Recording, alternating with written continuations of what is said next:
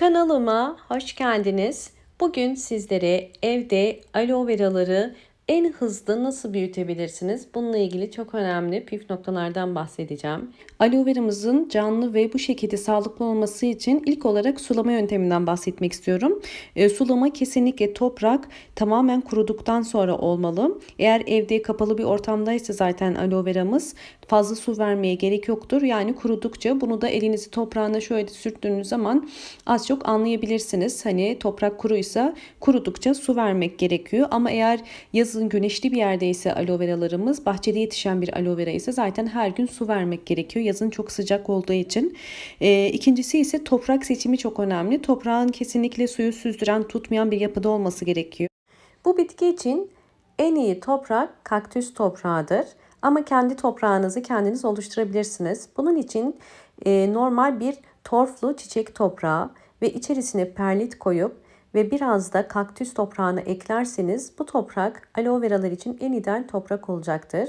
Özellikle kum içerisinde kum bulunan topraklar aloe veraların kök gelişimini çok daha hızlandırır.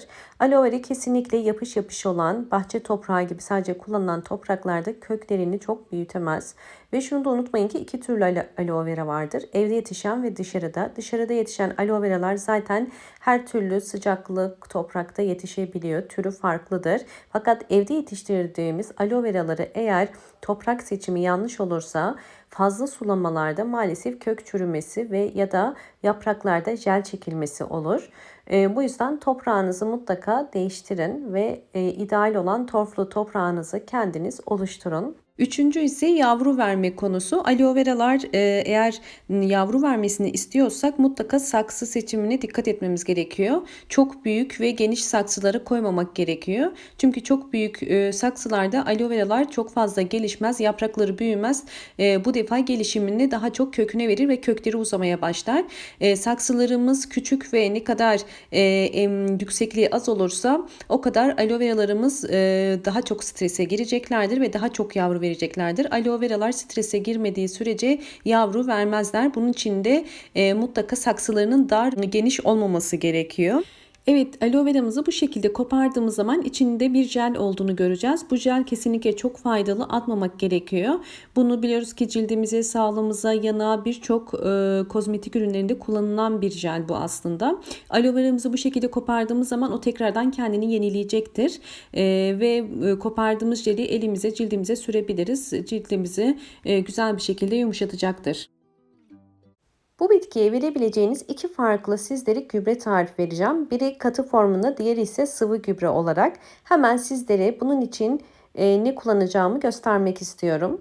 İçinde sadece muz kabuğu kullanacağım. Muz kabuğunu hem dediğim gibi toprak için hem de sıvı gübre olarak ayıracağım. İhtiyacım olan muz kabuğu. Muz kabuğu içerisinde bol miktarda potasyum var ve çiçeklerin en sevdiği potasyumdur. Muz kabuklarını soyduktan sonra bir tepsiye dizerek güneşte bekleteceğim. Güneşte kuruduktan sonra muz kabuklarını alacağım.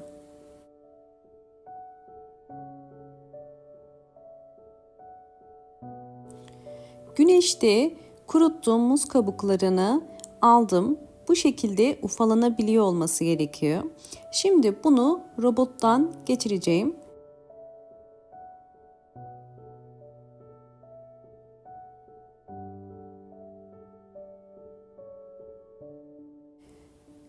Eğer videomu buraya kadar izlediyseniz ve beğendiyseniz hemen beğen tuşuna basıp kanalıma da abone değilseniz eğer bana destek olmak için abone olabilirsiniz.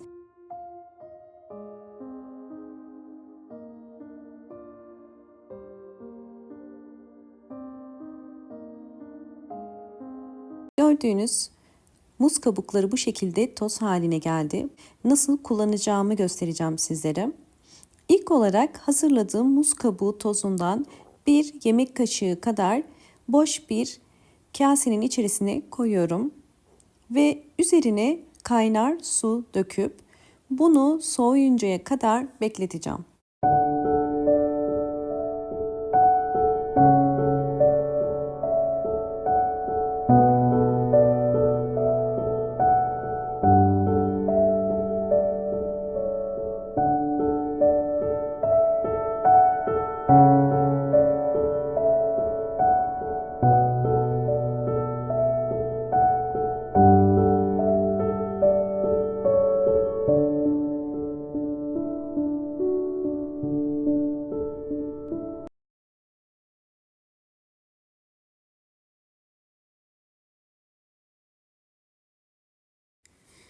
Evet, sıvı gübrem hazır. Şimdi bunu süzmem gerekiyor. Torfundan ayıracağım. Bu gübreyi evdeki bütün çiçeklerinizde kullanabileceğiniz ayda bir kere doğal bir sıvı gübre olacak. İyice süzdüm. Ve ikinci olarak hazırlamış olduğum muz kabuğu tozu var. Ve bunu da yine nasıl kullanacağımı ikinci kısım olarak sizlere aktaracağım şimdi. Bunun içerisinde yüksek oranda potasyum var. Toprak ile karıştırdığınız zaman bitkinizin bir yıl boyunca hem potasyum hem de vitamin ve mineral desteğini sağlayacaktır. Her sulamada bitkinin gelişimine yardımcı olacaktır. Sizlere tavsiyem bunu özellikle saksılarınızı değiştirirken toprak karışım içine ekleyebilirsiniz. Ya da benim gibi bakın sadece bitkinizin toprağının üst kısmından biraz böyle ayırarak üzerine bir çay kaşığı ya da yemek kaşığı kadar koyabilirsiniz ve toprağı böylelikle biraz daha da karıştırırsınız ve bitkinizin vitamin desteğini bir yıl boyunca sağlamış olur. Evet, tüm aloe vera saksılarımın aynı yöntemi uygulayacağım. Şimdi tüm saksılara bu şekilde toprak karışımı içerisinde muz kabuğunu ekliyorum.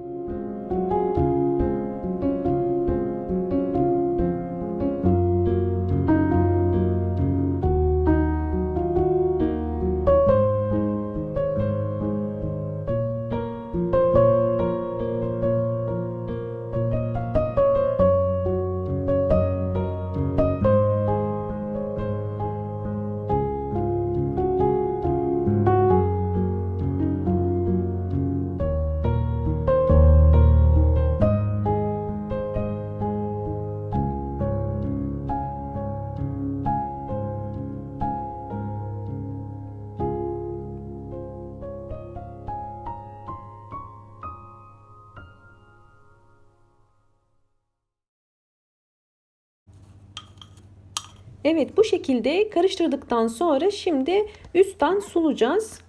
Ve sulayarak potasyumun toprağa ve bitkimize ulaşmasına yardımcı olacağız. Sizler de benim gibi eğer bu şekilde sularsanız aloe veralarınız için daha da iyi olabilir. Çünkü aloe veralar her zaman dediğim gibi yine söylüyorum suyu kesinlikle sevmiyorlar. Fazla su aloe veraları öldürür ve içindeki jellerin çekilmesine, kök çürümesine sebep olur. O yüzden yeteri miktarda su vermek istiyorsanız benim gibi böyle püskürtme kabına koyup verirseniz aloe veralarınız sadece ihtiyacı olan suyu almış olacaklardır. Ve böylelikle de gelişimine yardımcı olacağız. Şimdi ikinci kısma geçiyoruz. İkinci kısımda toz gübre olarak değil sıvı gübre olarak vereceğiz. Hazırlamış olduğum sıvı gübreyi aloe veralara vereceğim. Hem de evdeki tüm salon çiçeklerime vereceğim. Özellikle salon çiçeklerine su verirken toprağın suyu iyice emmesi gerekiyor. Ve bu suyu akşama kadar çekebilmesi gerekiyor. Bu evdeki bütün salon çiçeklerinize çok fayda sağlayacaktır. Hem yeni yavrular hem yeni yapraklar ve bol bol çiçek açmasına yardımcı olacaktır. Özellikle bu tarz gübreleri ayda bir kere vermeniz gerekiyor. Çünkü her çiçeğin ayda bir kere mutlaka minerallere ve vitaminlere ihtiyacı vardır. Sürekli düzenli olarak çiçeklerimizi suladığımızda saksı ve toprak içerisindeki vitaminler ve mineraller zamanla azalır. Bu yüzden mutlaka bu tarz evde kendi yaptığınız ya da güvendiğiniz gübrelerle desteklemeniz gerekiyor. Bu sıvı bitki besinini evdeki tüm çiçeklerinizde kullanabilirsiniz. Orkidelerde ve salon çiçeklerinde ve özellikle aloe veralarda. Sizler için aloe vera bakımına dair tüm püf noktaları anlattım. Umarım bu videom sizler için faydalı olmuştur. Videomu izliyor ve abone değilseniz lütfen hemen abone olarak bana destek verin. Ve kanalımdaki bildirimlerden haberdar olmak için zil sesini açık konuma getirin. Hoşça kalın, sağlıkla kalın.